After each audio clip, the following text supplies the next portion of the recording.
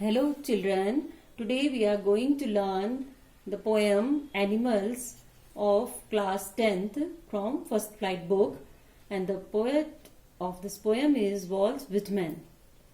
In this poem, the poet wants to say that the animals are placid and self-contained.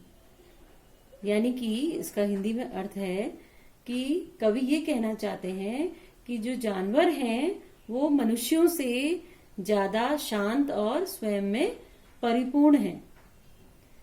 तो वो जो poet हैं उनको इस संपूर्ण विश्व का ज्ञान हो गया है, स्पष्ट ज्ञान है, और वे समझते हैं कि जो पशु हैं सभी दृष्टियों से अपनी आवश्यकताओं से पूर्ण संतुष्ट रहते हैं, जबकि मनुष्य जो है वो बहुत ही असंतुष्ट है। तो हमें पशुओं से नैतिक पाठ सीखना चाहिए ताकि इस स्वार्थी भौतिक संसार से हमारा जो दृष्टिकोण है वो बदल जाए। ये एक उनकी song of my self long poem है, उससे एक छोटा सा अंश ले रखा है। तो पोएम इस प्रकार है। I think I could turn and live with animals so they are so placid and self contain. मैं सोचता हूँ कि मुझे अब अपना दिशा बदलनी चाहिए, अपने रहने का तरीका बदलना चाहिए। तो मैं अब रहना चाहूंगा एनिमल्स के साथ, जानवरों के साथ। क्यों? क्योंकि वे प्लेसिड एंड सेल्फ कंटेन्ड हैं, शांत और स्वयं में परिपूर्ण हैं। I stand and look at them long and long. मैं खड़ा होता हूँ और बहुत लंबे समय तक उनको देखता रहता हूँ, उनकी एक्टिविटीज को, उनके व्यवहार को, उनका खाना, रहना, बैठना, उठना, हर प्रकार को मैं देखता हूँ। तो मुझे वह सब देख करके यह अनुभव हुआ, यह पता चला कि they do not sweat and whine about their condition. वे कभी भी अपनी ना तो परेशान होते हैं और ना ही when माने शोर करना, बोलना, ऑफ देयर कंडीशन, अपनी स्थिति के प्रति, जैसे भी हैं, जिस तरीके से भी वो हैं, जहां पर भी उनको रखा है, वो कभी भी उसके लिए चिल्लाते नहीं है, रोते नहीं है, बोलते नहीं है।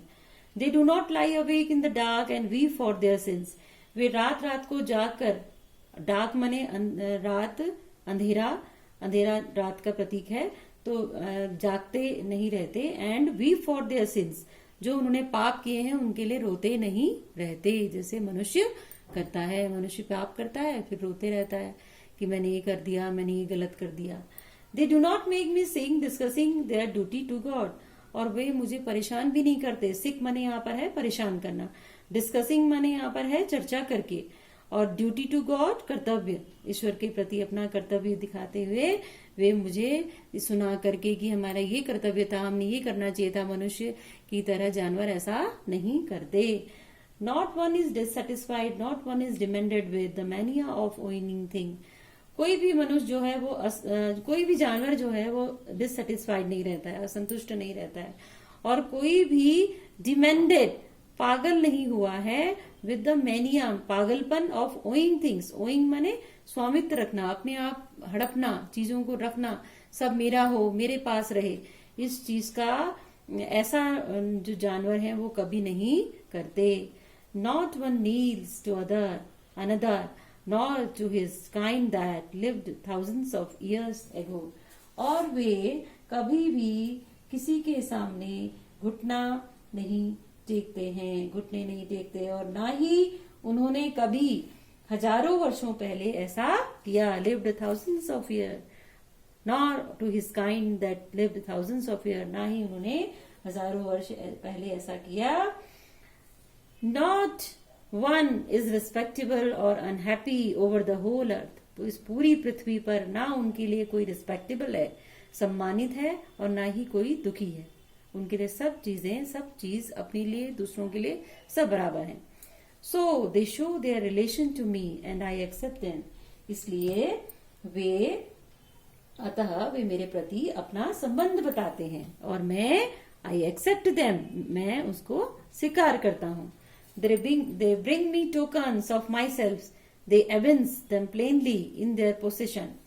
They bring me tokens माने इसका मतलब है वे मुझे संकेत देते हैं. tokens माने यहाँ पर है संकेत. वे मुझे संकेत देते हैं. क्या संकेत देते हैं? वे मुझे इस बात का संकेत देते हैं कि अधिकार क्षेत्र वाली वस्तुओं को स्पष्टता से सिद्ध करते हैं कि उनके अधिकार में क्या है, उसको वो सिद्ध करते हैं. और कवि ये भी कहते हैं कि I wonder where they get those tokens. मुझे आश्चर्य है कि उन्होंने ये संकेत कहाँ से प्राप्त किए. जो वो इतने शांत रहते हैं, कभी रोते नहीं है, कभी चिल्लाते नहीं है, तो ये सब चीजें उन्हें कहाँ से प्राप्त हुई, वे कहाँ से उनको मिली. Did I pass that way huge times ago and negligently drop them. क्या मैं भी उस रास्ते से गुजरा था? क्या मुझे भी वो संकेत मिले थे कभी? मैं भी उस रास्ते गुजरा था जैसे एनिमल्स को पता है, एनिमल्स जानते हैं. क्या मैं भी उस रास्ते पर कभी गया था? ह्यूज टाइम्स एगो, बहुत समय पहले. एंड नेग्लिजेंटली मैंने लापरवाही से ड्रॉप देम, मैंने उनको छोड़ दिया.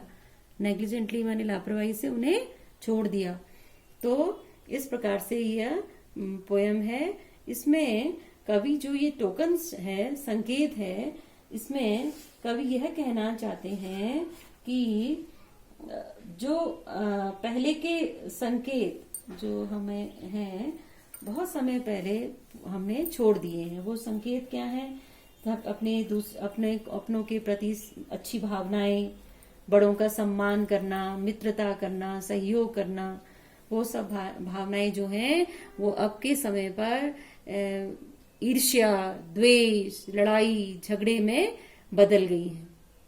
जबकि ये हमारे अपने दिए हुए संस्कार, संकेत नहीं थे. अब हमने इतनी भागदौड़ में इन सबको अपना लिया है और अच्छी चीजों को हमने छोड़ दिया है.